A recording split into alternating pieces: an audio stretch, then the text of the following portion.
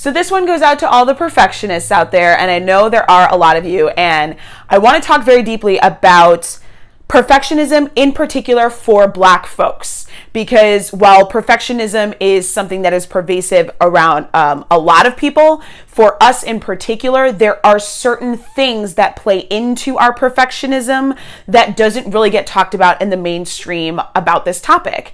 And that's what I want to touch on here. Now, I like to say that I am a recovered perfectionist, and I am.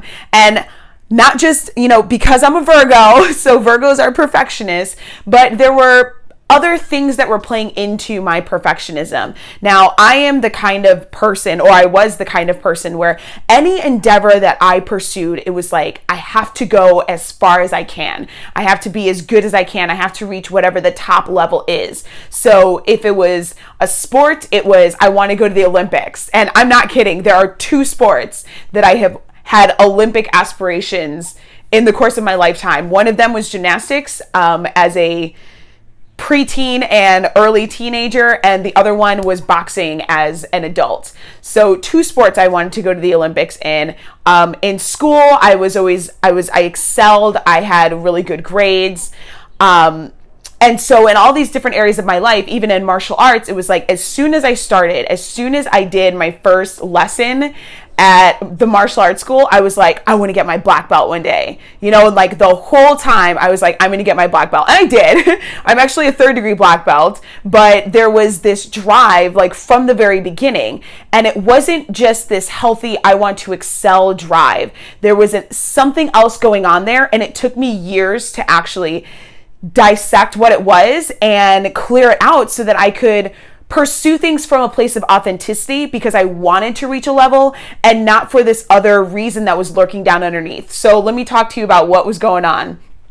For me, when it came to perfectionism, my feeling and why I wanted to excel, why I wanted to be the best in whatever it was I was pursuing, was about wanting to prove to people my excellence to a point where they wouldn't be able to deny it.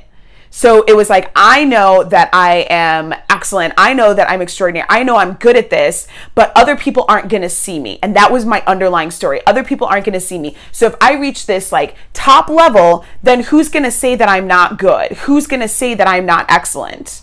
Right? And so this is really kind of this underlying thing that was going on for me, was this, I know what I can do, but other people won't see it, and I need to prove myself so much so that they see me, which is really about wanting validation. It was about wanting to be seen as enough because I knew what I could bring to the table. So issues around worth, right? Now for Black folks, that's a lot of us actually. A lot of times our perfectionism comes from not being told, or from being told that we're not enough, from being made to feel small, from being asked to play small or expected to play small. So that perfectionism, that drive to prove yourself, that drive to be to have something be perfect, is because you're looking for that validation. You're looking for people to see that you're worthy. You're looking for people to see that you're enough, and you're looking to not be denied.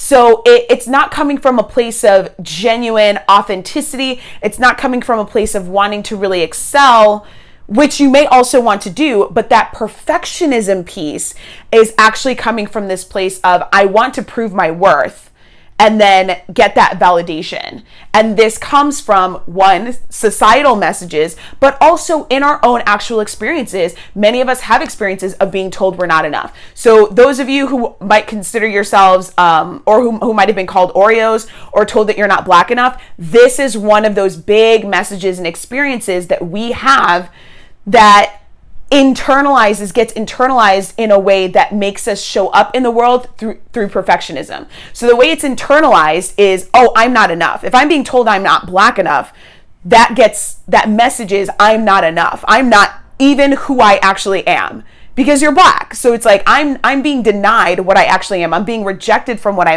actually am. And that means I'm not enough. So now I need to prove myself. And that proving yourself goes beyond proving, that you're Black enough. It goes into other areas of your life, proving yourself in relationships, proving yourself in your creative work, proving yourself in whatever job or endeavor that you're doing, which ends up being destructive, because that proving yourself or that perfectionism is coming from that place of wanting to be seen as enough, wanting to be validated, wanting to be worthy, and not, I'm actually just trying to excel, or I'm trying to put out really good work, I'm trying to make an impact. And so when you have this underlying thing, it creates this, almost like this poison in what you're doing. And it holds you back, because in an effort to be perfect, a lot of times we can't achieve that, because there's no such thing as perfect. And when you can't achieve it, you pull back. I'm not going to execute on this. I'm not going to start this project, or I'm going to wait. I'm procrastinating because it's not perfect enough.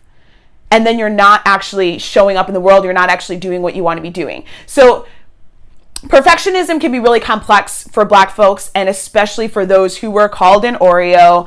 And that is a lot of us. It's something that happens across the board, but it is something that needs to be dismantled. We need to look at the ways that messaging has been internalized. You need to look at the ways that that's showing up in your life, in your creative work, and holding you back, and then create changes from there. And it requires some healing. It requires action to create that change. And that's why I've created a 7-week program, a 7-week small group program called From Oreo to Empowered. You can check it out at kristeniris.com/Oreo.